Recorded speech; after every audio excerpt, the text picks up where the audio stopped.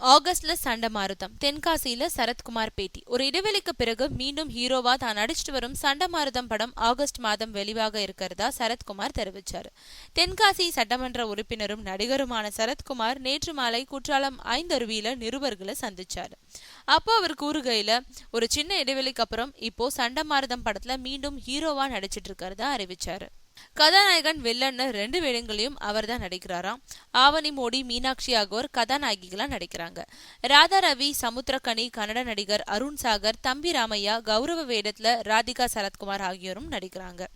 சென்னை, கும்பகோணம், பொள்ளாச்சி உள்ளிட்ட பகுதிகளில் படப்பிடிப்பு நடத்தப்படுது. இறுதிக்கட்ட படப்பிடிப்பு வாரணாசியில நடத்தப்படுது.